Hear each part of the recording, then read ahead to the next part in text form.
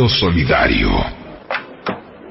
Desde Bogotá, Colombia, para todo el mundo, CEPALC y Encuentro Radio presentan Mundo Solidario.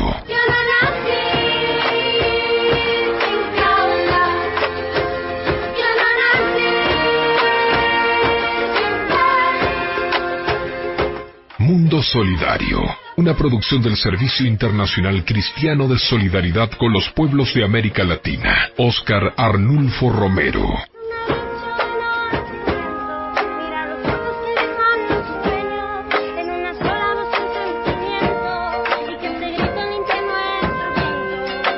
Mundo Solidario. Análisis de la realidad, testimonios, derechos humanos, teología, entrevistas, perspectiva de género, actualidad de Convida 20.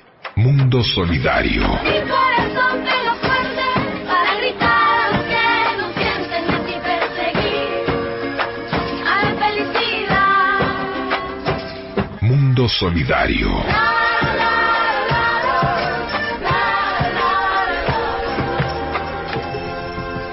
Que a la luz de las palabras divinas que se leen en nuestra misa, iluminemos las realidades sociales, políticas, económicas. Mundo Solidario.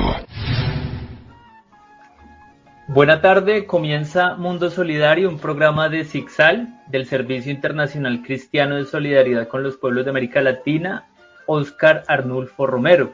En este programa estaremos con integrantes de la Comisión de Paz, No Violencia y Antimilitarización de Convida 20.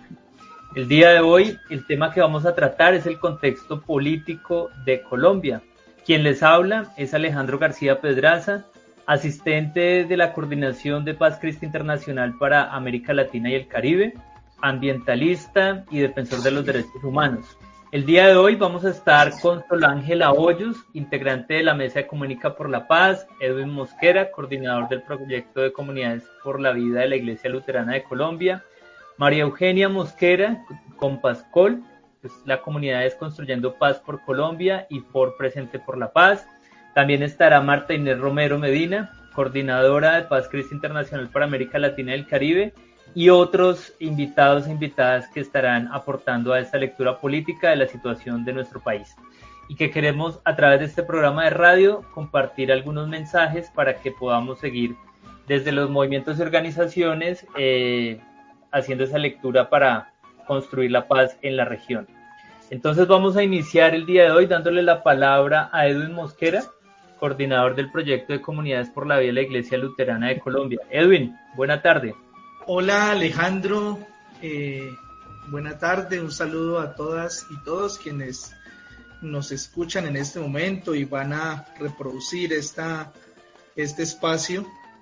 Y bueno, un placer estar por aquí con ustedes compartiendo estos elementos que son importantes para nuestro país y también para toda la región, ¿no? En lo que se está moviendo en el tema de lo que significa. Sí, señor. Sí, señor, así es. ¿Desde dónde se encuentra Edwin? Para que quienes nos escuchan puedan conocer un poco desde dónde nos habla. Bueno, Alejandro, yo estoy en este momento ubicado en el departamento de Antioquia, acompañando unos proyectos a través de la Iglesia Luterana de Colombia, apoyados por la Misión Evangélica Luterana de Finlandia.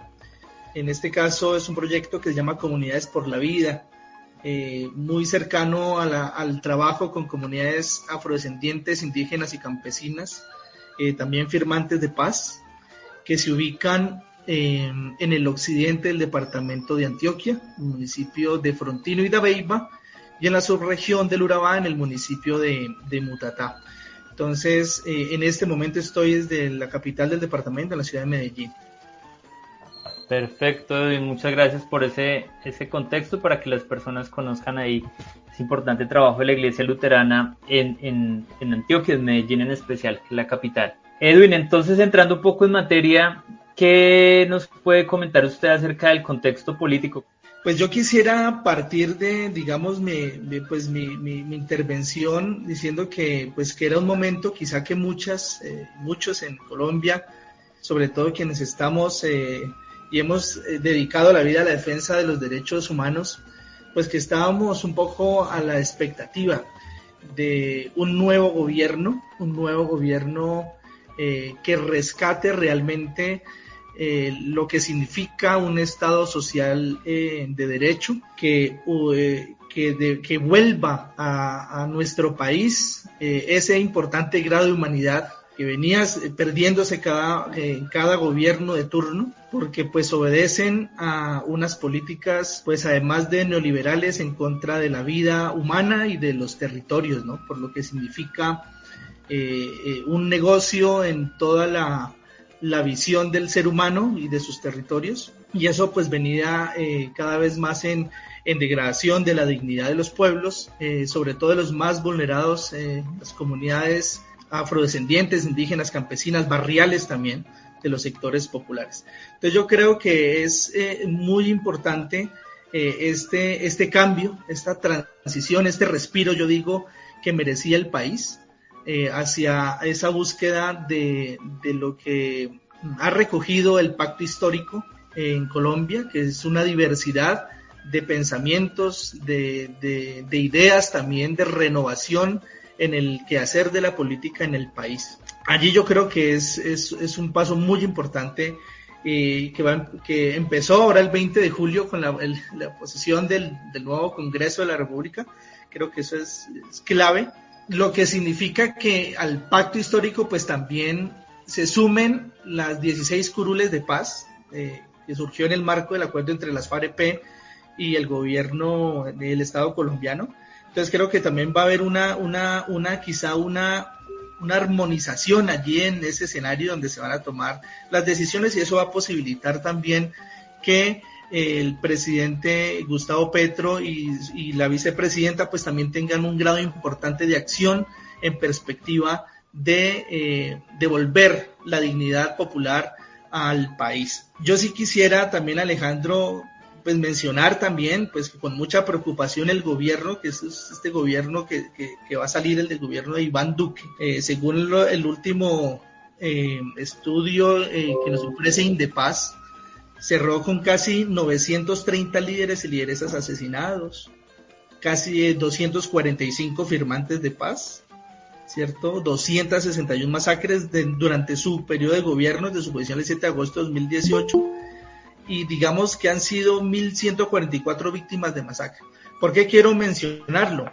Porque realmente en este gobierno y lo que significó la no implementación del acuerdo, pues pasó por encima de los derechos humanos, pues a las comunidades étnicas, campesinas, barriales y firmantes de paz. Entonces el incremento de la violencia es absurdo, es incomprensible.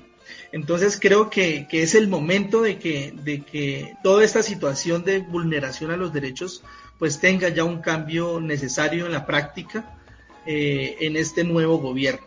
Digamos que fue un gobierno, yo diría que pasa un gobierno de la vergüenza nacional a un gobierno donde se recupere la dignidad humana en la práctica. Esperamos desde los sectores sociales, efectivamente, sectores sociales de fe, de iglesias, acompañar estas iniciativas que lleven a ese tránsito, donde esto que ha ocurrido durante estos años se minimice drásticamente, que estas brechas se disminuyan, y acompañar la construcción de una paz real en los territorios, ¿no?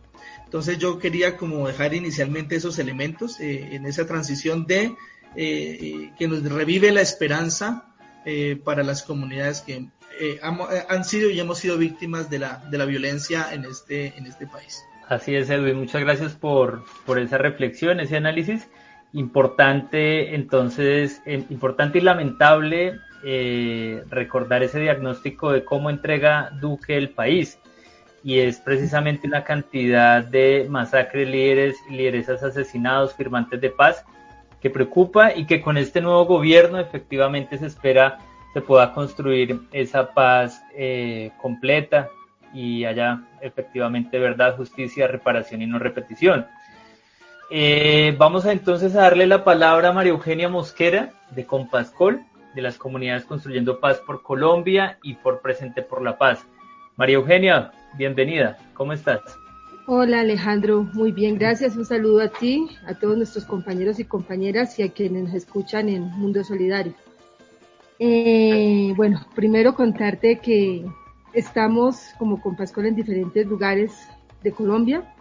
En este momentico nos encontramos en Buenaventura, donde el contexto, al igual que en el resto del país, es muy fuerte, porque el conflicto armado, a pesar de la firma del acuerdo que pensábamos que iba a mejorar las condiciones de seguridad, de protección, de tener tranquilidad en los territorios, pues no ha sido ese, sino que ha sido un escalamiento muy fuerte del conflicto, ¿cierto?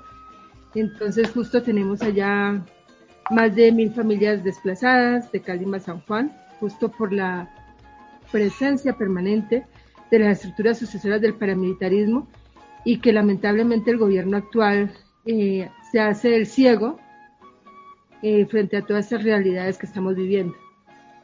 Entonces yo creo que es un momento oportuno del cambio, el cambio en el pacto encabezado por Francia Márquez, una mujer negra que viene de base, luchadora por los derechos, y obviamente por Gustavo Petro, el presidente, pero pues que me identifico como mujer por las luchas que ha venido llevando Francia, porque además no va a ser fácil estar allí, porque el racismo existe, el poder existe, el machismo existe, entonces también nos toca como mujeres rodearla y sacar adelante este nuevo logro, ¿no? Como mujeres que tenemos y como pueblo negro.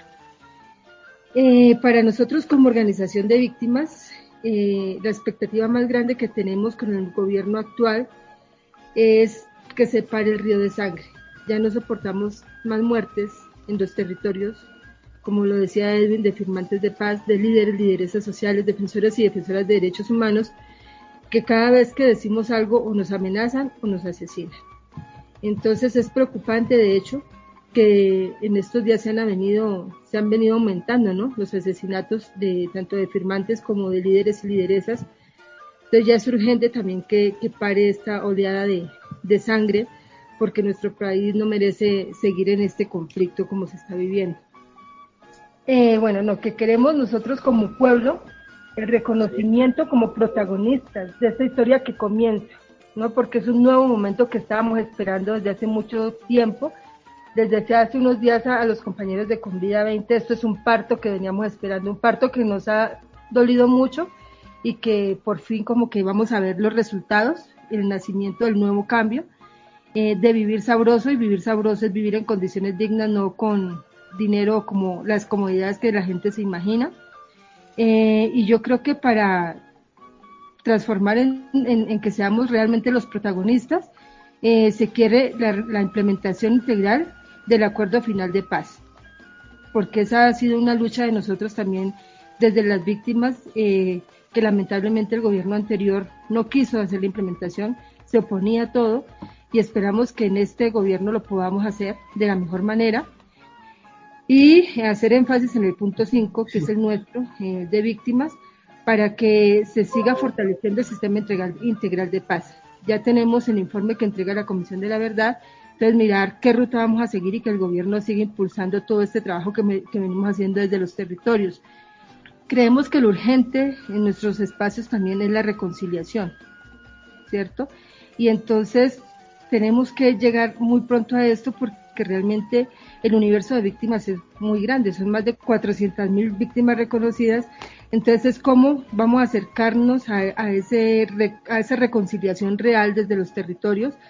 Pero para que esto también se dé, se debe dar el desmonte de las estructuras sucesoras del paramilitarismo. Y pues obviamente el gobierno de Francia y de Petro dijeron que en el momento de llegar comenzarían los diálogos con el ELN. Nosotros decimos, es muy importante este diálogo con el ELN, pero también invitar a los otros grupos armados que están en los territorios ejerciendo el control a que se comiencen las conversaciones. Salía ayer un comunicado del Clan del Golfo, de la voluntad de sometimiento. Entonces, ¿cómo se avanza con esos procesos? Y que nosotros en los territorios podamos hacer la veeduría de que cumplan realmente lo que están diciendo y lo que están expresando.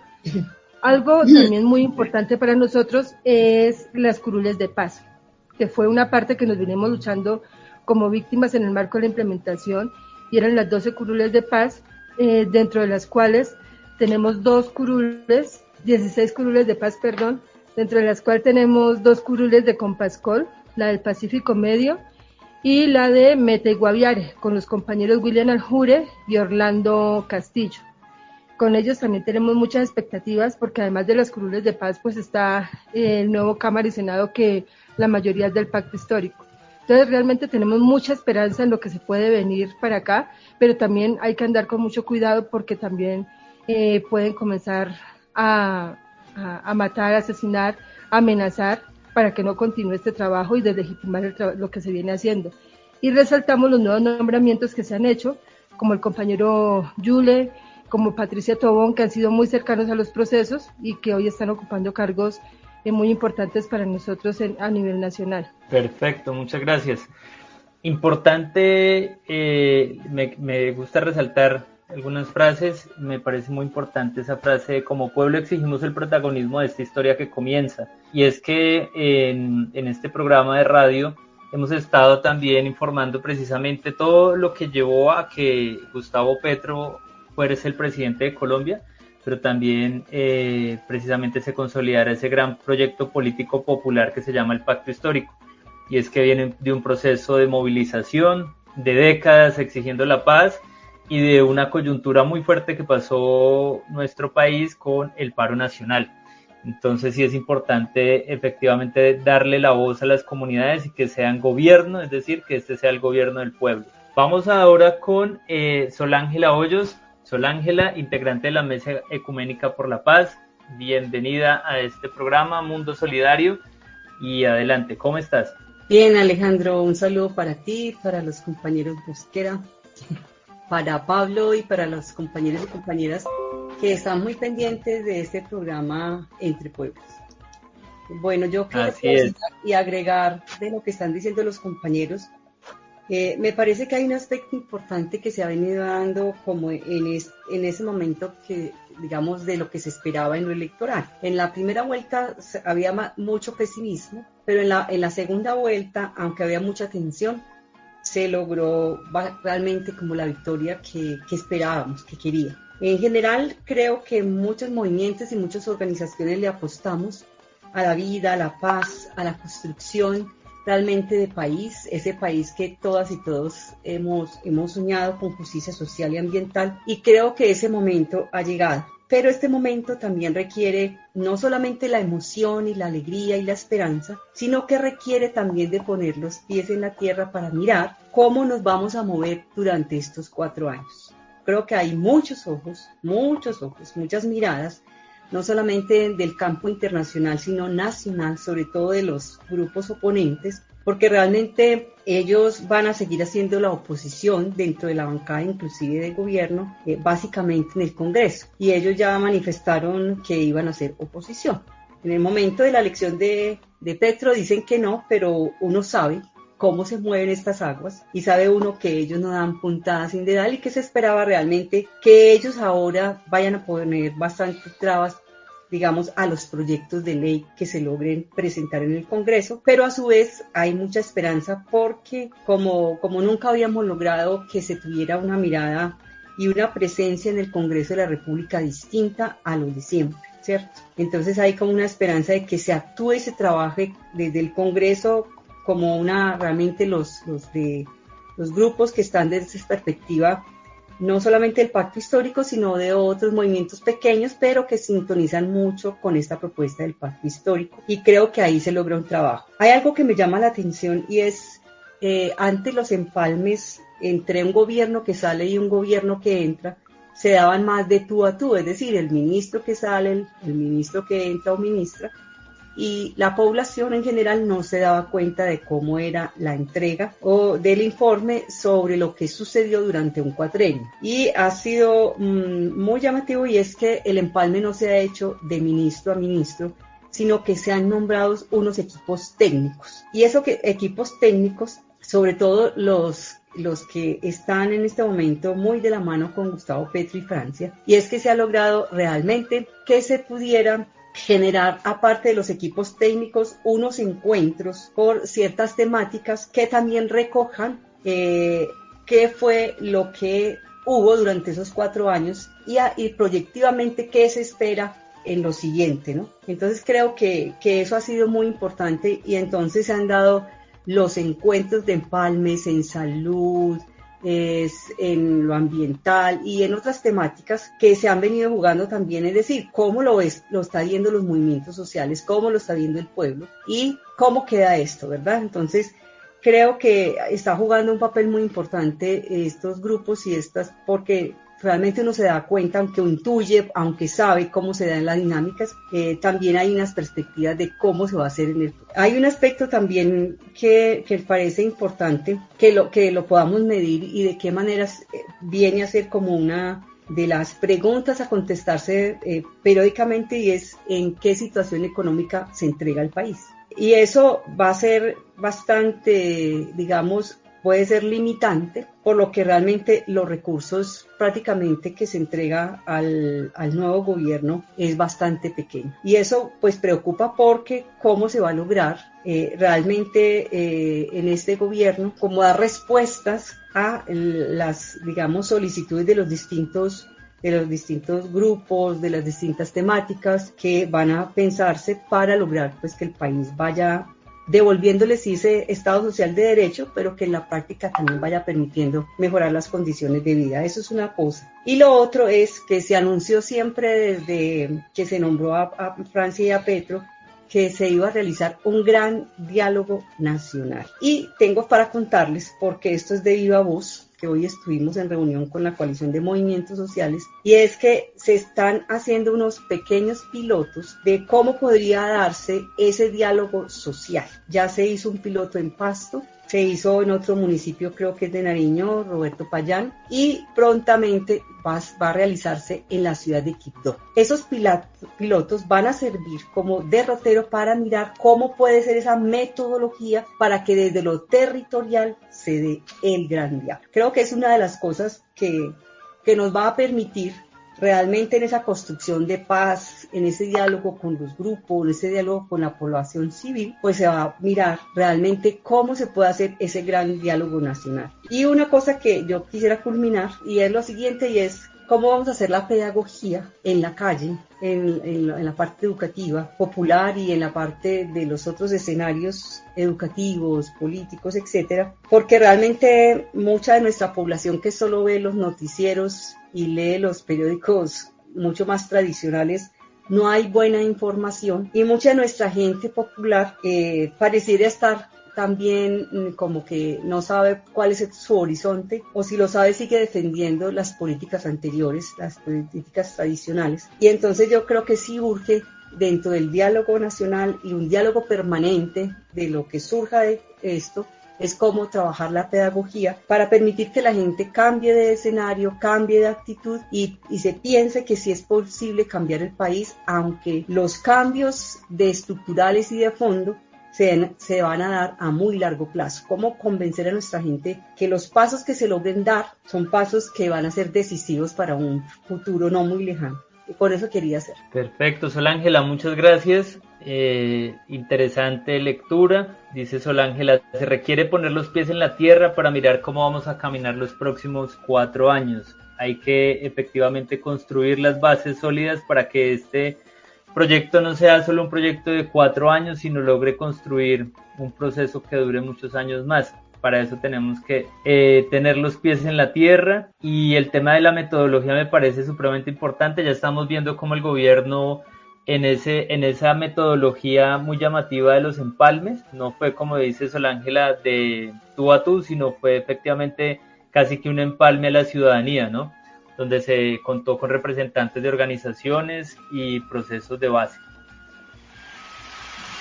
Vamos a cantar todos juntos, gracias.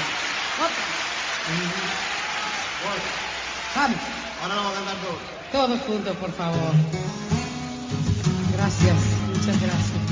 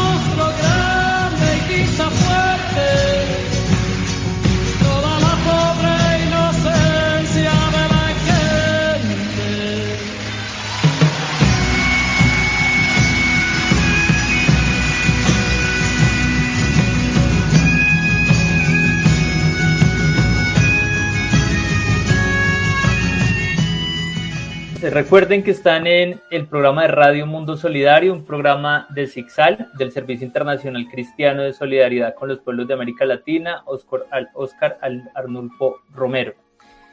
Y que estamos en estos momentos con unos invitados y unas invitadas muy especiales de la Comisión de Paz, No Violencia y Antimilitarización de Convida 20, hablando sobre el contexto político de Colombia.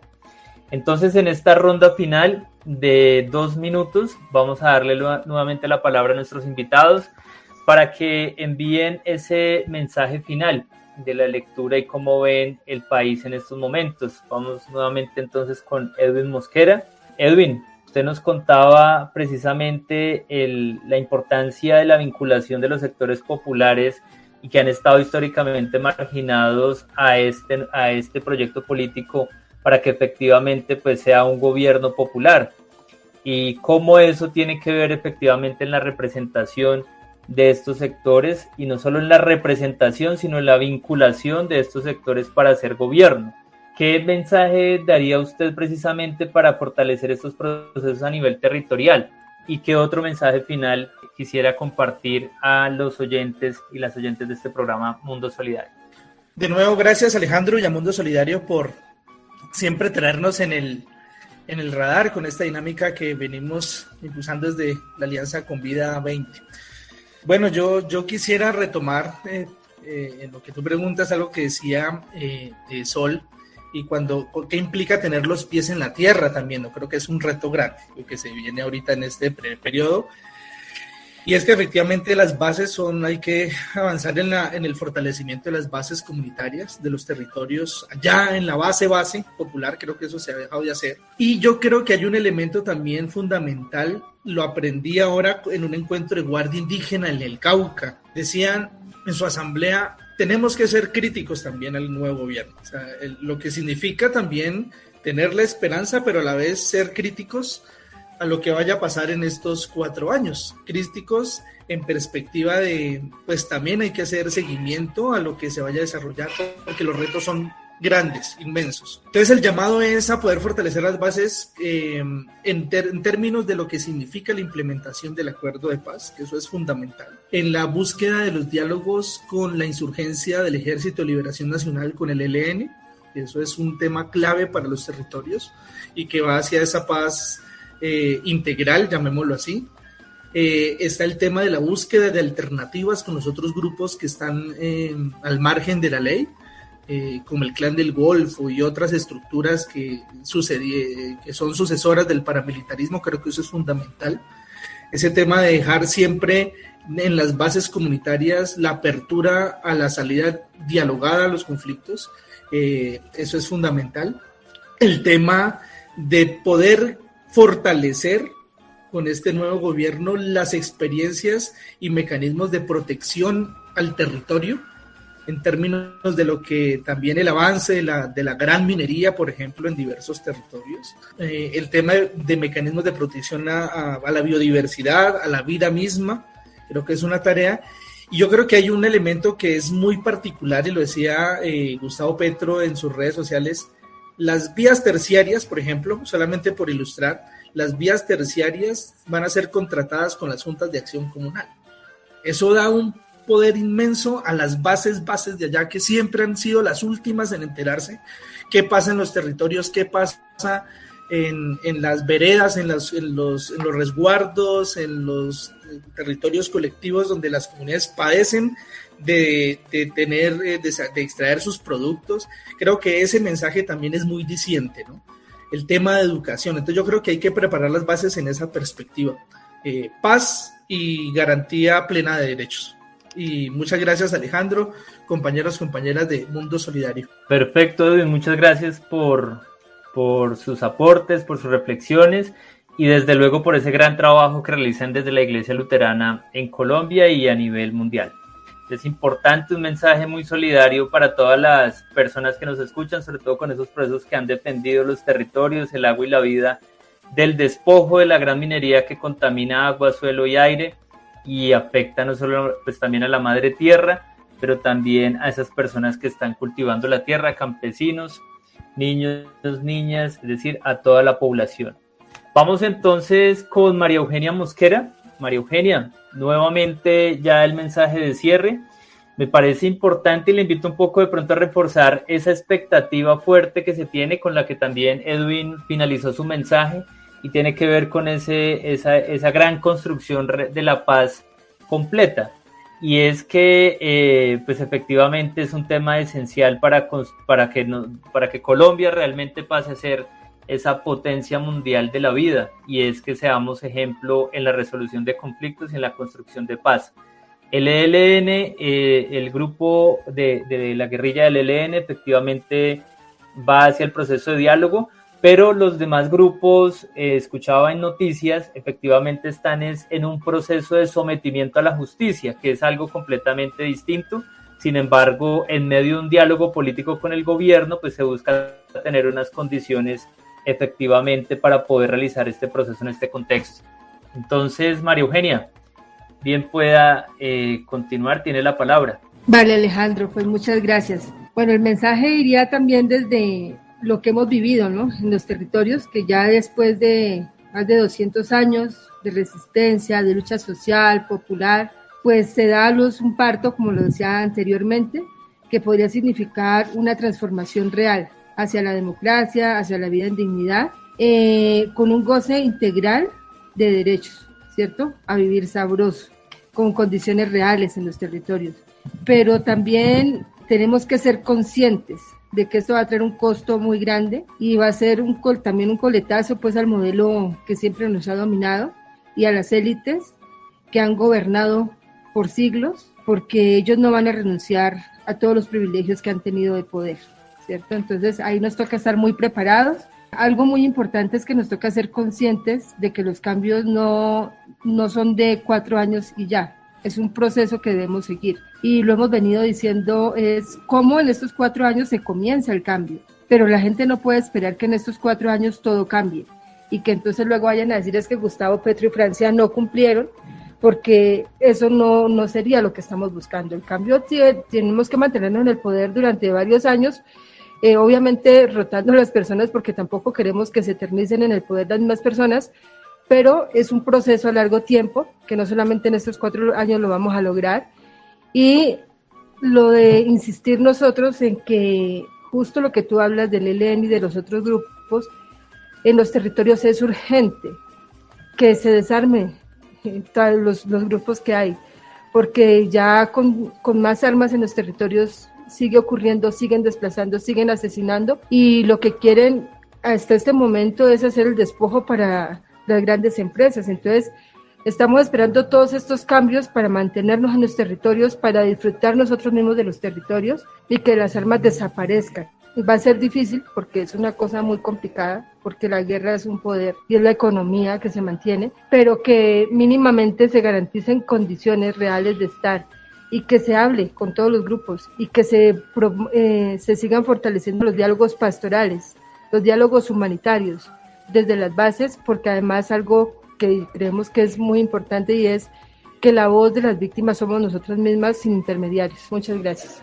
Perfecto, María Eugenia, muchas gracias. Así es, efectivamente que las voces de los territorios sean escuchadas y tengan un diálogo directo y fraterno y muy honesto y transparente con el nuevo gobierno, situación que fue muy difícil efectivamente con el gobierno saliente de Iván Duque.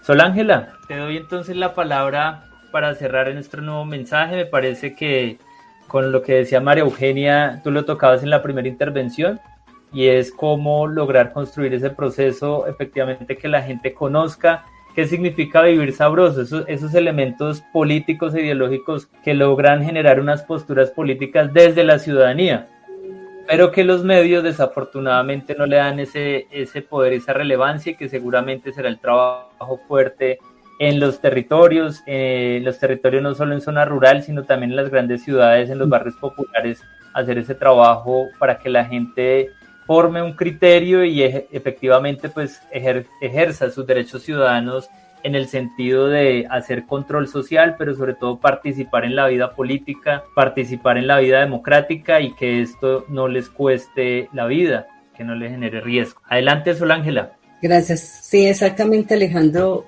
Eso se vuelve como un reto para todos los movimientos populares, tanto, digamos, los que están en territorios lejanos, como también en las zonas urbanas, que también hay muchas situaciones, porque nuestros cinturones de miseria que hay en las grandes ciudades realmente son gente que ha venido desplazada de los territorios precisamente por la violencia. Y encontrándose también situaciones también de violencia, de control territorial en los barrios. Porque sabemos que ante la ausencia de un Estado que no se ha preocupado nunca realmente por las poblaciones, por qué llegan a los territorios de las ciudades, dónde se ubican, por qué se ubican, sino que son realmente los eternamente olvidados y ellos se enfrentan a situaciones de hambre, de cambiar sus dinámicas económicas y enfrentarse a un montón de cosas que la ciudad realmente no les ofrece, sino más bien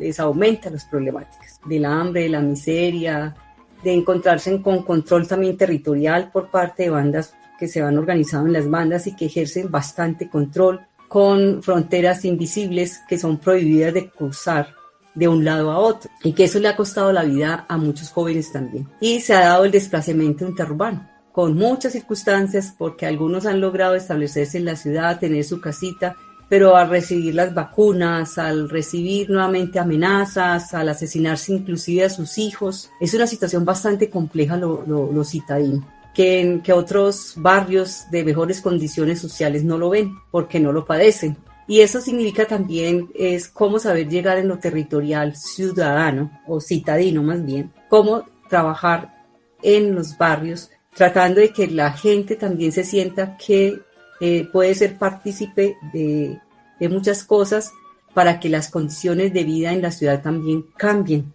se transformen a favor de las mismas comunidades, de las mismas familias, de los mismos jóvenes que no tienen horizontes, que el único horizonte que les han pintado es el narcotráfico, el microtráfico y el convertirse prácticamente en parte de una banda porque si quiera o no quiere. Y si no quiere, se tiene que ir del territorio o es asesinado. Entonces, se convierte en un gran reto que si queremos ser gobierno, entonces, ¿cómo vamos a trabajar esa parte pedagógica? Como bien decía Edwin, eso también lo abandonamos por muchos años, los movimientos sociales, y creo que cobra nuevamente relevancia en cómo hacer esa parte pedagógica para que la gente en los pequeños grupos que se van organizando, que no tiene que ver con las bandas, pero que sí están buscando una vida con dignidad, se sienta también partícipe en este gran diálogo social. Yo creo que aquí hay también una pregunta de cómo construir poder territorial, de que nos permita dialogar y que nos permita plantear los asuntos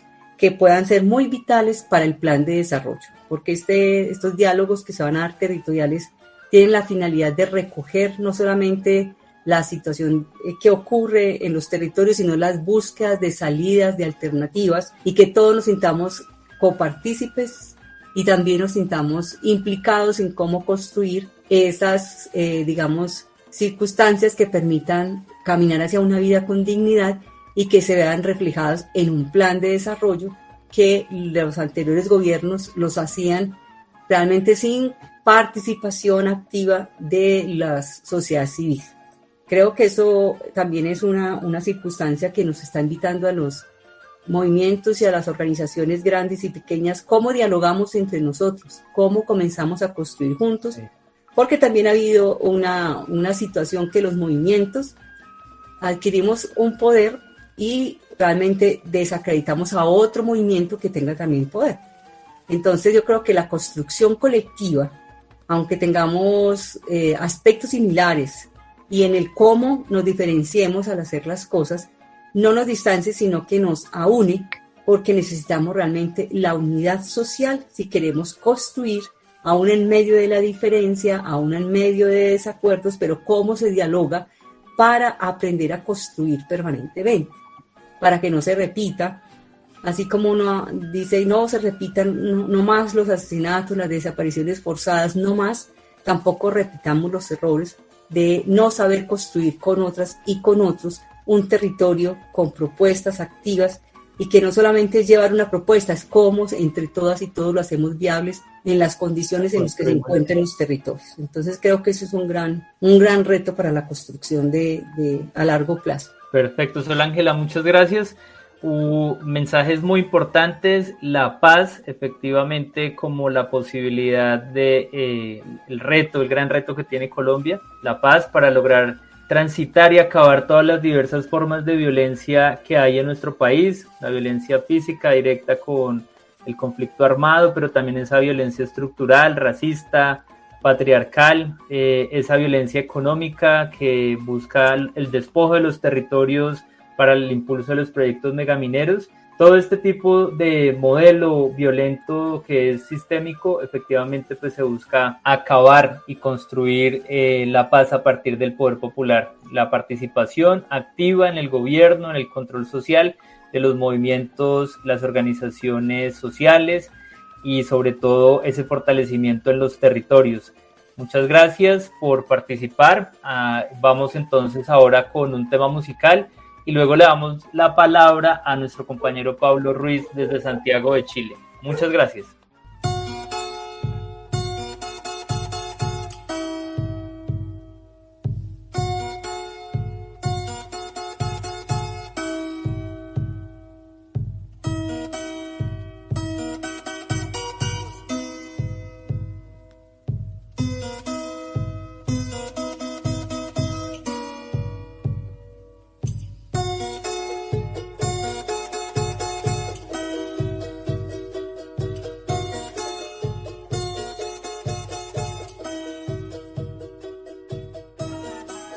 Seguimos adelante en el programa Mundo Solidario en Encuentro Radio.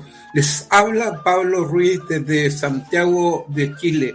Vamos a escuchar a nuestra compañera Marixa Trigo de la Mesa Ecuménica por la Paz de Colombia. Ella nos escribe desde Trujillo un saludo fraterno con gran esperanza en este nuevo gobierno, desde y con el pueblo. Nos envía el siguiente poema, Camino de Esperanza y Resistencia.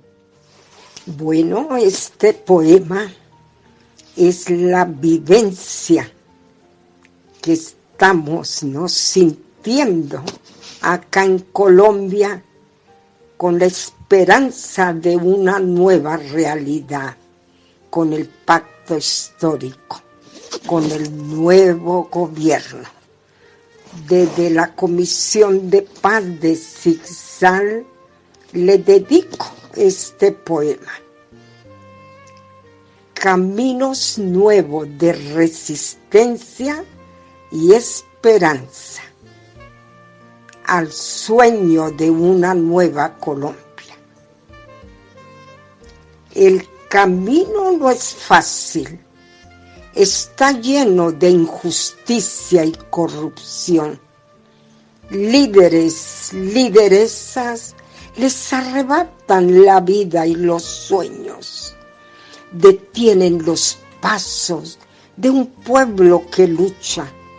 Rechazan las huellas de dignidad humana. Amarran pisadas de líderes profetas, profetizas. Caminamos la memoria con esperanza y resistencia. Hoy renace la esperanza de una Colombia nueva. Afronta la injusticia, el terror y el miedo. Abre nuevos caminos.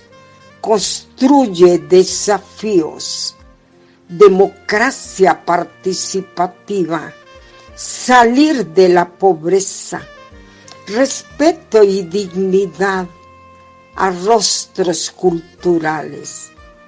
Denuncian y anuncian una nueva esperanza. Caminamos la memoria con esperanza y resistencia. Nunca más masacres, nunca más represión, soberanía del pueblo, plenitud de vida, gritando a la justicia. Camino de luchas incansables, con respeto a la madre tierra, con rostros afros, indígenas, mujeres, un pacto histórico que lanza desafíos, compromisos, acuerdo de paz, víctimas con justicia social. Caminamos la memoria con esperanza y resistencia. El Dios de los cristianos camina con el pueblo, camino liberador que se gesta en lucha, fe y amor. Anuncio de evangelio, iglesia de los pobres, camino recorrido, cosechando nuevos frutos. Camino de memoria, ayer, hoy, mañana y siempre. Caminamos la memoria con esperanza y resistencia. Un abrazo para amigas y amigos de Zig-Zag, para estos pueblos de América Latina que nos apoyan, que caminan con nosotras y nosotros en esta nueva Colombia. Estamos en el programa radial Mundo Solidario de Zig-Zag en Encuentro Radio. A continuación, Ricardo Guillermo Gallego nos habla de Iglesias por la Paz en México. Hola, mi nombre es Ricardo Guillermo Gallego y pertenezco al colectivo Iglesias por la Paz en México. Quiero hablar un poco sobre cómo nació nuestro movimiento y cuáles las causas que motivaron su fundación. En el contexto de extrema violencia e inseguridad en nuestro país, y convocados por el naciente Movimiento por la Paz con Justicia y Dignidad, se acompañó la marcha del 14 de agosto de 2011. En esa ocasión, se hace un llamado a las iglesias y personas de fe a integrarse a un contingente denominado Iglesias por la Paz. El 2 de septiembre de 2011, se celebra un primer diálogo ecuménico con el Movimiento por la Paz con Justicia y Dignidad, con el fin de establecer estrategias y acciones comunes a favor de la paz y la justicia. Iglesias por la Paz es un movimiento ecuménico e interreligioso integrado por personas de fe, comunidades y organizaciones de diferentes tradiciones espirituales: católica, anglicana, bautista, presbiteriana, pentecostal, luterana, que tienen el deseo de ayudar y contribuir a la construcción de la paz en México y el mundo a través de una labor conjunta, permanente y armónica. Este movimiento es consciente del papel vital que tienen las religiones y las espiritualidades en la creación de una sociedad donde la paz y la justicia imperen.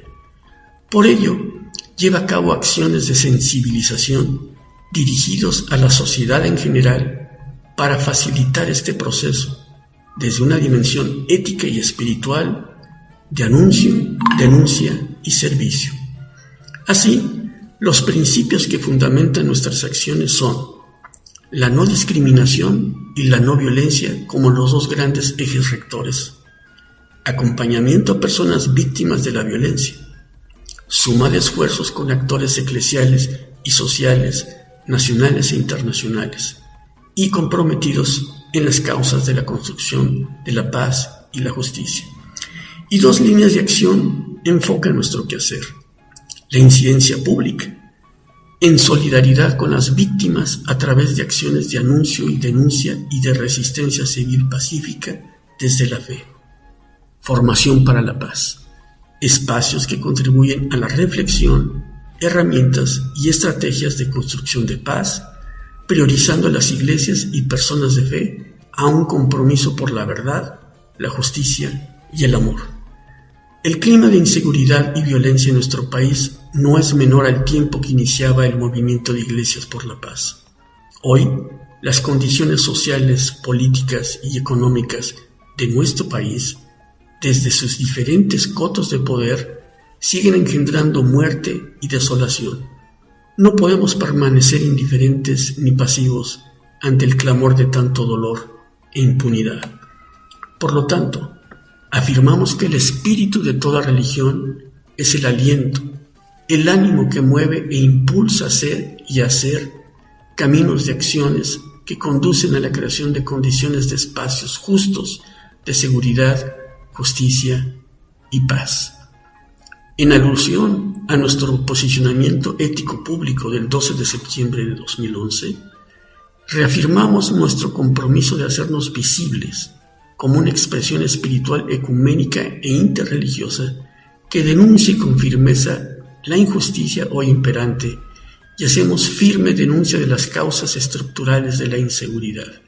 Por ello, llamamos a vencer el temor y salir a las calles y espacios públicos con acciones de resistencia pacífica desde la fe. Asumimos que hay que avanzar con paso decidido y firme, no solo en la confrontación de los poderes establecidos que atentan contra la vida, sino acompañar con compasión y misericordia a las víctimas de violencia, como a manifestarse públicamente con ellas en sus reclamos de justicia. Reconocemos que aislados no tenemos la fuerza requerida para la transformación de la violencia. Requerimos, pues, de alianzas organizadas entre comunidades, iglesias, organizaciones de fe que afirmen, reconozcan y contribuyan con sus recursos puestos al servicio de acciones por la paz. Bajo estas convicciones, Iglesias por la Paz sigue adelante y mantiene su espíritu de resistencia. A la vez, hace un llamado a todas las personas de fe, comunidades y organizaciones a que se muevan y caminen siendo y haciendo agentes de paz. Una espiritualidad que conecta su ser y quehacer cotidiano. Que sigamos entusiastas en este camino, hasta que la justicia y la paz se besen. Seguimos adelante con nuestro programa radial Mundo Solidario. Queremos compartir a continuación 2 envíos sobre la situación de los derechos humanos que se viven en El Salvador. Primero escucharemos a Freddy Sandoval de Concertación Monseñor Oscar Romero, luego a Mariela Tapela del equipo de servicio a comunidades de base desde El Salvador. Adelante, Freddy.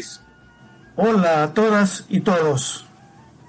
En este espacio deseo referirme al 6º aniversario de la resolución de inconstitucionalidad de la Ley de Amnistía General de 1993 y las deudas pendientes del Estado salvadoreño para las víctimas de graves violaciones a los derechos humanos durante el conflicto armado.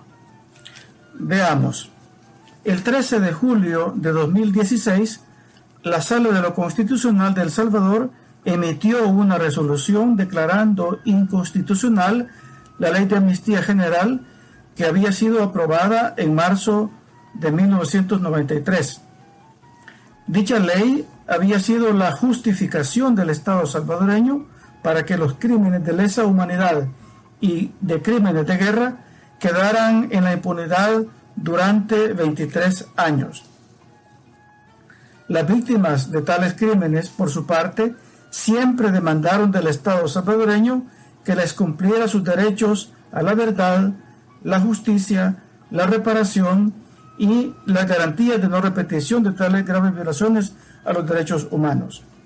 El Estado no los escuchó, sino que más bien protegió a los criminales de guerra y de lesa humanidad. En la resolución, la Sala Constitucional ordena a la Asamblea Legislativa aprobar un marco normativo sobre justicia transicional consultado con las víctimas. Asimismo, este fallo demanda al fiscal general de la República que investigue los delitos de lesa humanidad y crímenes de guerra sucedidos en el contexto del conflicto armado y, cuando fuera el caso, que promueva la acción penal contra los autores. Los primeros delitos que se deben investigar son los 32 que se encuentran en el informe de la Comisión de la Verdad. También deben ser investigados y enjuiciados otros de igual o mayor gravedad. Al presidente de la República le ordena entregar los archivos militares para contribuir con los derechos de verdad y justicia a favor de las víctimas. De parte suya, las víctimas han presentado un proyecto de ley de justicia transicional según los procedimientos y formalidades que establece el proceso de formación de ley. Este anteproyecto de las víctimas no fue del todo discutido y asumido por la Asamblea Legislativa. Esta más bien aprobó una ley que fue rechazada por las víctimas y las organizaciones que la representan, y también fue vetada por el presidente de la República. Las razones del rechazo a dicha ley de justicia transicional son 3. Primera, habría la posibilidad de una amnistía encubierta al dejar abiertas varias opciones para que los victimarios evadieran el cumplimiento de las penas. Segundo, no establecían mecanismos claros para acceder a la información en poder de las Fuerzas Armadas. Y tercero, no consultaron a las víctimas ni a las organizaciones de derechos humanos, a pesar de haber solicitado en diferentes oportunidades a través de escritos el establecimiento de mesas técnicas con participación de las víctimas para ser parte en la elaboración de esta. Hay que señalar también que en relación con la masacre del Mozote y lugares aledaños, la Asamblea Legislativa realizó un proyecto de formación de ley que culminó con la aprobación de la llamada Ley Especial para establecer el estado familiar, filiación, nacimiento o muerte de las víctimas de la masacre del Mozote y lugares aledaños. También esta ley recibió críticas por no haber sido consultada con las víctimas y por contener disposiciones lesivas a los derechos que tienen las víctimas, según lo disponen los principios de la justicia transicional. Las víctimas han remitido una carta al presidente de la República para que no apruebe esa ley y que realice las observaciones pertinentes de modo que sea reelaborada según los parámetros de la sentencia de la Corte Interamericana de Derechos Humanos en relación con la masacre del Mozote y lugares aledaños, incluyendo la consulta y diálogo con las víctimas y las organizaciones de derechos humanos que las acompañan y representan. Por otra parte, en relación con la Ley de Justicia Transicional, las organizaciones de víctimas y de derechos humanos, el pasado 20 de julio de este año 2022, han enviado una carta abierta a la Asamblea Legislativa, denunciando que ésta no ha cumplido el mandato legal que le encomendó la Sala de lo Constitucional en la sentencia del 13 de julio de 2016. Por lo tanto, la Asamblea genera victimización a los sobrevivientes y a sus familiares al no establecer una ley que garantice plenamente todos sus derechos. Además de la denuncia, han presentado 3 exigencias al órgano legislativo, y las cito textualmente. Primera, cumpla con su obligación de aprobar una norma que garantice el derecho a la verdad, a la justicia, a la reparación integral, a la garantía de no repetición y la memoria histórica, ajustada a los parámetros establecidos en la sentencia de inconstitucionalidad de la Ley de Amnistía de 1993 y a los estándares internacionales en materia de derechos humanos relativos a la justicia transicional. Segunda, garantizar la plena participación de los colectivos de víctimas y organizaciones de derechos humanos que la representan en todas las etapas del proceso de formación de esta ley. Esto implica cumplir el compromiso de la Comisión de Justicia y Derechos Humanos de la Asamblea Legislativa y en el sentido de instalar una mesa de diálogo permanente con las víctimas y organizaciones de derechos humanos. Y tercera, que retome con seriedad los proyectos de ley que reiteradamente han presentado los colectivos de víctimas y las organizaciones de derechos humanos, en particular el ingresado a la Asamblea el 7 de octubre de 2021, mismo que volvieron a presentar en febrero de este año en ocasión de consultas iniciales que hizo la Comisión de Justicia y Derechos Humanos de la Asamblea Legislativa. Por nuestra parte, esperamos que el órgano legislativo de El Salvador atienda estas justas demandas de las víctimas de graves violaciones a los derechos humanos y de las organizaciones que las acompañan. Al mismo tiempo, expresamos nuestra solidaridad con las víctimas en su lucha por su dignidad, derechos y memoria histórica. También nos solidarizamos con todas las víctimas de América Latina y otras regiones del mundo. Muchas gracias por su atención y consideración a las causas justas de nuestros pueblos, especialmente de las víctimas de graves violaciones a los derechos humanos y a la causa de la erradicación de la impunidad en nuestros pueblos. Saludos fraternos y cordiales desde El Salvador. Un saludo fraterno de Mariela desde El Salvador a toda la audiencia. Hablaré sobre el régimen de excepción. De hecho, en El Salvador, desde el 27 de marzo de 2022, se vive en un régimen de excepción impuesto por el presidente Bukele, decretado por el Congreso salvadoreño y prorrogado ya 4 veces. Como respuesta a una alza precipitada de la tasa de homicidio, 87 personas en los 3 días más mortíferos de la administración Bukele, próxima a cumplir 3 años de gestión. El presidente da como justificación lanzar una ofensiva contra la pandilla. Se reconoce que la pandilla han tenido un impacto negativo en la comunidad, pero ya se tenían herramientas suficientes para el combate. Pero la implementación del régimen de excepción se caracteriza por masiva e indiscriminada detención de niño, niña, joven, adulto, anciano, hasta discapacitado, lo que ha resultado en grave abuso y atropello cometido por el Estado salvadoreño en contra de amplios sectores de la población que presuntamente no tuvieron nada que ver con la violencia que justificaba esta acción. El régimen de excepción suspende la libertad constitucional de reunión, asociación, inviolabilidad de la correspondencia y telecomunicación, además del derecho a la defensa y de la privación de libertad.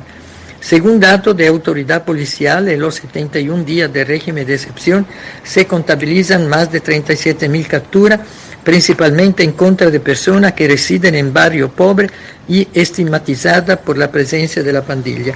En un sondeo de opinión pública, la mitad de los salvadoreños aprueba la ampliación del régimen de excepción, pero considera que el gobierno debe tomar otro tipo de medidas diferentes para enfrentar el fenómeno pandilla. Pero hay también voces que contrastan esto, como el rector de la Universidad de los Padres Jesuitas, que dicen que el régimen de excepción no se justifica porque no se cumplen los requisitos que establece la Constitución en el artículo 29. Si es cierto que a finales de marzo hubo el incremento de homicidio, pero según Voz Populi esto se debe a la ruptura del pacto entre gobierno y pandilla, pero en abril ya no hubo. Entonces, no hay justificación para aprobar el régimen de excepción, ni mucho menos para que hubiera prórroga. Esto lo comparten también abogados, penalistas, constitucionalistas, dirigentes de organizaciones sociales que velan por los derechos humanos. Respecto a la persona arrestada, hay que decir que una gran cantidad ha sido arrestada de manera arbitraria, sin tener vínculo con pandilla.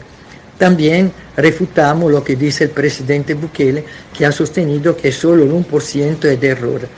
Pero hay que decir que lo que está ocurriendo es que no se está siguiendo un proceso con base en una investigación previa, sino por una presunción de pertenecer a pandilla. Entonces el margen no es pequeño, porque sea la policía que la Fuerza Armada que está actuando como policía están capturando a quien se le antoja. Así aumenta el militarismo y el armamentismo. Esta es la actual política gubernamental, limpiar la calle de delincuentes, privando de libertad al mayor número posible, sin importar si en el proceso se capturan gente honrada y trabajadora. A juicio de la autoridad gubernamental, esto último es solo un efecto colateral. De paso, se aprovecha el régimen de excepción para seguir evadiendo la rendición de cuentas, la transparencia y el control sobre el uso de los fondos públicos y la contratación del Ejecutivo. Tamara Tarachuk Bronner, directora en funciones para las Américas de Human Rights Watch, dice: en lugar de proteger a los salvadoreños, este amplio régimen de excepción es una receta para el desastre que pone a riesgo sus derechos. Y los legisladores que apoyan a Bukele, la Asamblea Legislativa, han cooptado la Corte Suprema de Justicia, reemplazado el fiscal general por un aliado del gobierno, aprobando ley para destituir a cientos de fiscales y jueces de tribunal inferiores. El Salvador hoy prácticamente no cuenta con instituciones independientes capaces de fiscalizar al Poder Ejecutivo. La estrategia del gobierno de Bukele parece ser primero arrestar, segundo tuitear y después investigar, señaló la representante de Human Rights Watch. A tale propósito se sostiene que la respuesta violenta del Estado, como la mano dura que ya se ensayaron en otro periodo gubernamental y la medida extraordinaria en centro penal, lo que hacen es generar más violencia. Dos estudios de opinión pública de dos universidades recogen la percepción de la población sobre esta temática. Los resultados de ambas dejan claro que el gobierno de Bukele mantiene el régimen de excepción basado en un considerable respaldo de la población. Una vez más el presidente se apalanca en la popularidad para impulsar acciones dañinas y de escaso beneficio para la población. La medida se considera un éxito porque ha logrado disminuir la delincuencia, pero no se podía esperar otro resultado. En El Salvador, como en cualquier otra parte del mundo, cuando se decreta un estado de excepción y se realiza detenciones masivas, el accionar criminal disminuye de inmediato. El incremento de la presencia de la fuerza de seguridad y la posibilidad de ser detenido es razón más que suficiente para desincentivar esto. El Salvador ha elegido el camino del autoritarismo en lugar de construir condiciones para que haya oportunidad de vida para todos sus habitantes. La pérdida derivada del estado de excepción son grandes no solo a nivel económico, sobre todo humano. Muy poco reparan el hecho de que el deseo de emigrar se ha incrementado y que efectivamente el número de personas saliendo del país es cada vez mayor a pesar de los riesgos. Una sangría constante de talento que nos empobrece. La situación en los penales se vuelve día a día más preocupante y más inhumana. El hacinamiento y la insalubridad crece exponencialmente, la alimentación es insuficiente, no se garantiza ni el mínimo acceso al agua, los maltratos se multiplican, tortura, palizas y se niega la medicina.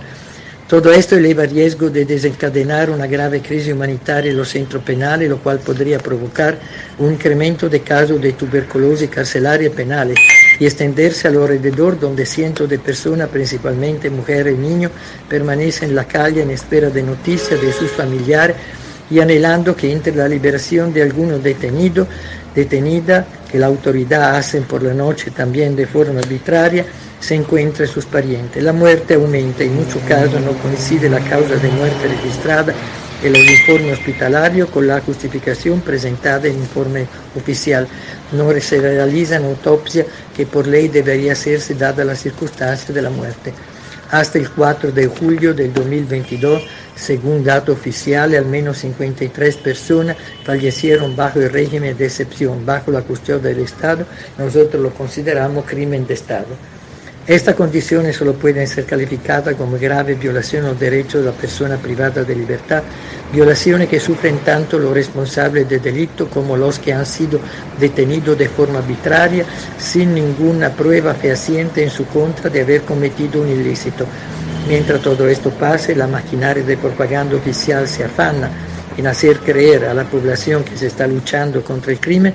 Una investigación periodista confirmó que funcionarios de alto nivel muy cercanos al presidente han sacado del país a uno de sus líderes sobre el cual pesaba una solicitud de extradición de la justicia estadounidense. El silencio presidencial ante la noticia ha sido elocuente y confirma el fariseísmo de este régimen. Por un lado protege a criminales importantes y los oculta a la justicia, por otro suspende derechos constitucionales y reprime sin compasión ni distingo bajo la bandera de una supuesta guerra contra la delincuencia. Lastimosamente, buena parte de la población parece importarle poco los efectos negativos del estado de excepción, pero hoy la gran mayoría está expuesta a la arbitrariedad y abuso de la autoridad. La insensibilidad generalizada ante esta situación encuentra su explicación en el hastío de la población después de años de inseguridad y como fruto de una cultura racista, excluyente y aporofóbica. Esta insensibilidad es muestra de la pérdida de valores cristianos, de la solidaridad y amistad social que han sido sustituidos por la sed de venganza y la polarización social. Pero también hay que decir que hay esperanza. A pesar de tanta atrocidad, cada día hay más voces que se alzan en la defensa de la vida, comunidad cristiana, junto a defensores de derechos humanos, a la sociedad civil y resistencia que protestan tomando la calle. Una pancarta que se lleva dice: cuando un régimen controla la institución y las manipula a su antojo, ¿qué le queda al pueblo sino salir a la calle a hacer valer su poder? Ese mismo poder que le robaron cuando sus gobernantes se olvidaron de la democracia. Estas protestas son pacíficas pero determinadas. En efecto, se pide al gobierno un basta ya, que libere lo inocente, que practique la justicia y no la venganza, que restablezca la garantía constitucional y que se derogue ya este régimen de excepción. Debemos decir con el Papa Francisco: reencontrámonos con los pobres, vulnerables, la periferia, alejémonos del populismo que explotan la angustia del pueblo sin dar soluciones, proponiendo una mística que no resuelve nada. Huir de la enemistad social que solo destruye y salir de la polarización. El diálogo es el camino para mirar la realidad de una manera nueva, para vivir con pasión los desafíos de la construcción del bien común. Tenemos que ser arquitectos de diálogo, de amistad, valiente, apasionado, hombre y mujer, que siempre tienden la mano y que no crean espacio de enemistad y guerra. De recordar de paso que solo el pueblo salva el pueblo.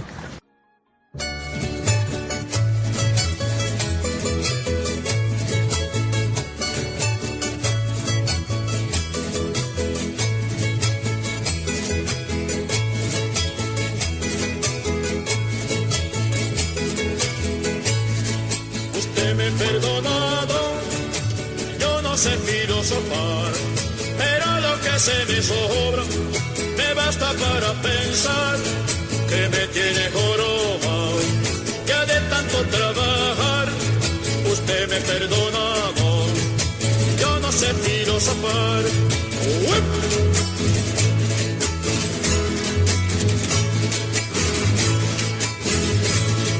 Yo soy quien levanta el sol, yo soy quien acuesta el sol, y yo lo soporto en el lomo, pa' que usted viva mejor. Usted me perdona, amor, yo no sé filosofar.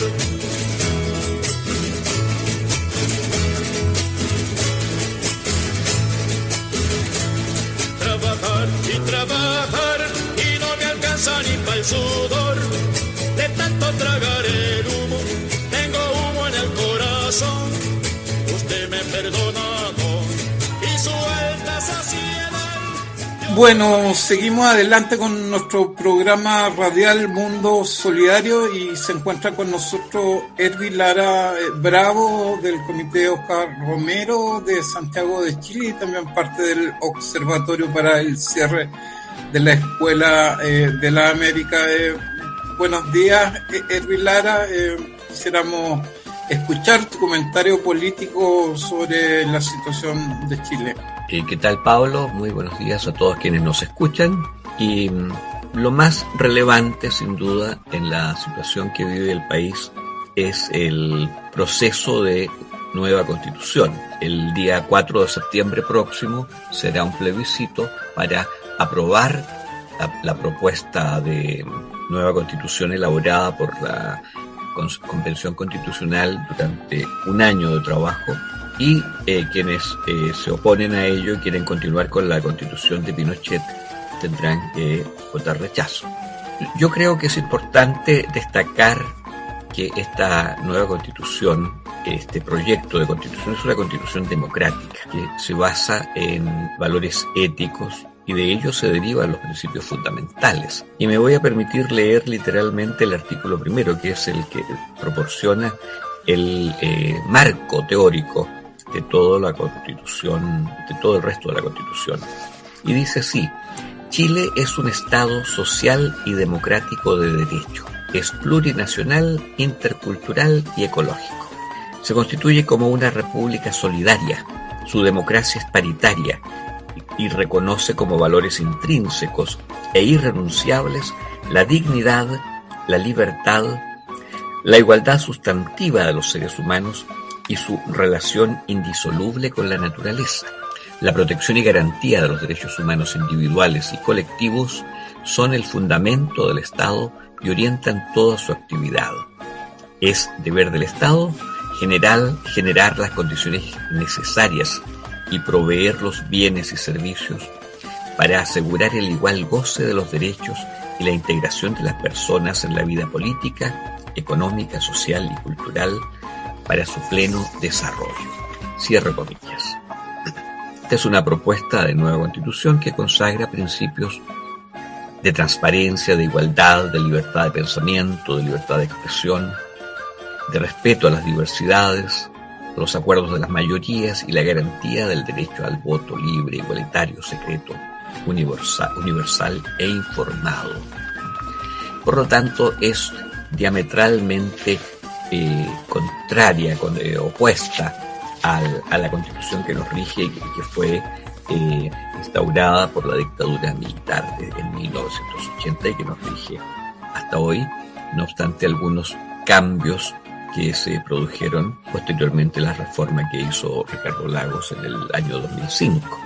Entre los aspectos más relevantes, me parece que es importante la inclusión a las personas mayores, las personas con discapacidad, consideración de sujetos de derechos de niños, niñas y adolescentes, y la incorporación también de los pueblos y naciones indígenas. Porque será un Estado plurinacional e intercultural, que ha sido uno de los aspectos que más dificultades ha tenido para ser aceptado por los sectores tradicionales. En el plano institucional, establece el Poder Ejecutivo con un presidente de la República. Es un presidencialismo atenuado, es el término que se ha empleado. Un poder legislativo constituido por el Congreso de Diputados y Diputadas, y el término del Senado para ser cambiado por lo que se denomina la Cámara de las Regiones, de tal manera de constituir esta uno de los principales medios para la descentralización. También se contemplan entidades territoriales, sistemas de justicia y órganos autónomos constitucionales. Otro de los aspectos relevantes y que es novedoso es la igualdad de género, mujeres, niños, jóvenes, las diversidades y disidencias sexuales y las diversidades de género. Se incorpora también la paridad y perspectiva de género en todas las disposiciones. Se establecen los derechos sexuales y reproductivos, el derecho a la identidad, a la paridad y a la representación política paritaria e inclusiva. Se enfatiza el establecimiento de un espacio digital libre de violencia y también se enfatiza la erradicación de la violencia. Y otro de los aspectos novedosos es la incorporación de los derechos de la naturaleza.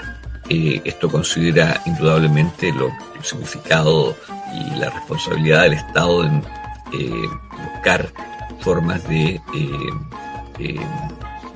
limitar la crisis climática y ecológica.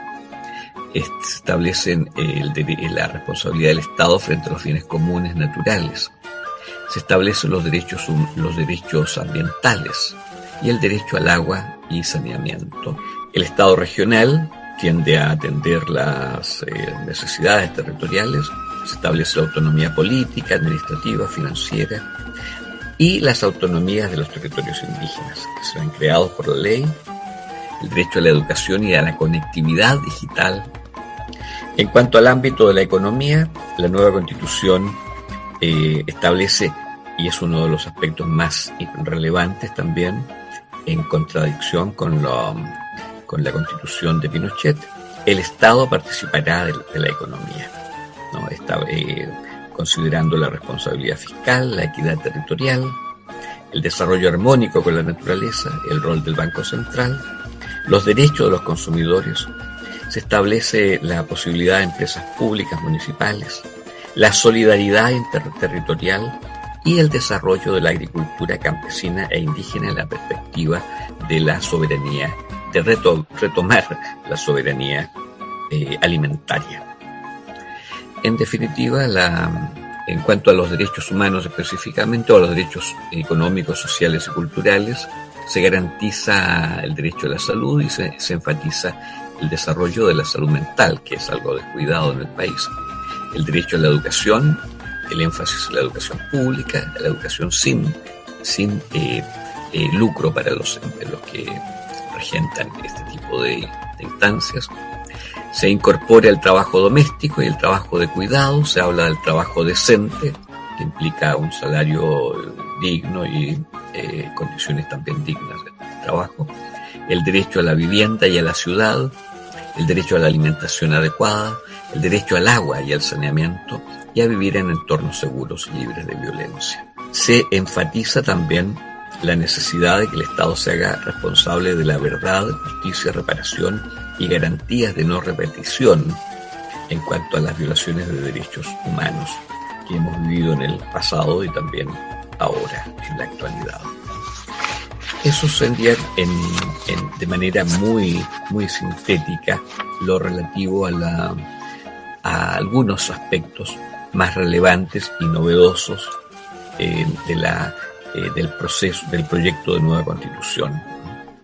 Gracias, Hervi Lara Bravo, del Comité Oscar Romero en Santiago de Chile, parte del Observatorio para el Cierre de la Escuela de la América. Y bueno, repetir que este 4 de septiembre próximo el pueblo de Chile deberá tomar una opción si aprueba o rechaza la propuesta de nueva Constitución, y veremos qué pasa, pero desde nuestra perspectiva la propuesta que se ha hecho, como Hervi Lara nos ha señalado, es a favor de los derechos humanos. Hervi Lara. Sí, yo quisiera agregar algo y hacer una petición a todos quienes nos escuchan, y consiste en que todas las entidades, todas las organizaciones y todas las personas que puedan hacerlo hagan pública su adhesión a la nueva Constitución. Eso yo creo que nos puede colaborar a darnos cierto peso. El apoyo internacional es muy importante y sería muy grato poder recibir cartas de apoyo, artículos que reconozcan, como ya lo han hecho, creo que numerosos historiadores, numerosos intelectuales, reconociendo la validez y la coherencia y la racionalidad de este proceso y de este proyecto de nueva Constitución. Bueno, muchas gracias, Hervi Lara. Seguimos en nuestro programa Mundo Solidario y vamos a una pausa musical.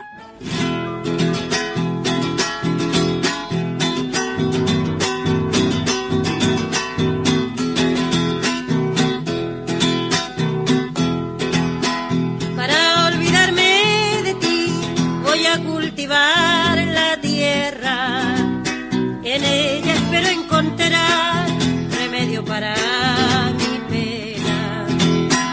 Aquí plantaré el rosal de las espinas más gruesas, tenderé lista la corona para cuando en mí te muera. Para mi tristeza violeta azul, clavelina roja para mi pasión, y para saber si me corresponde desojo un blanco manzanillón. Si me quiere mucho, poquito, nada, tranquilo queda mi corazón.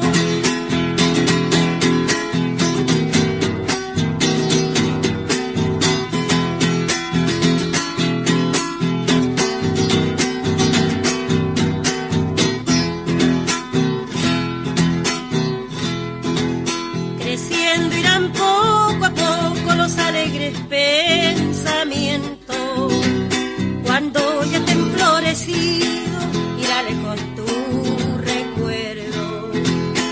De la flor de la amapola seré su mejor amiga, la pondré bajo la almohada para dormirme tranquila.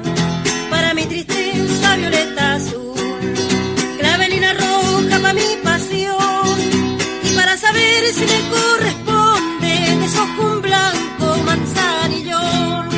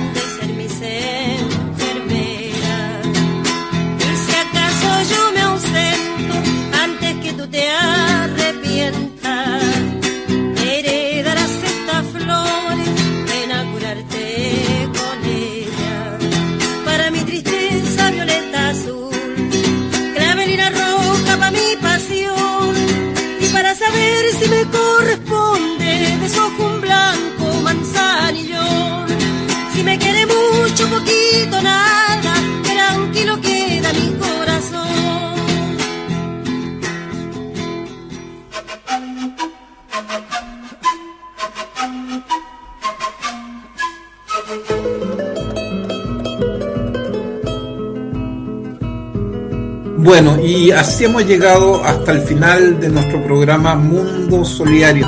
Nos despedimos de todas y todos desde la Comisión de Construcción de Paz, No Violencia y Antimilitarización. Un abrazo grande para toda nuestra patria grande.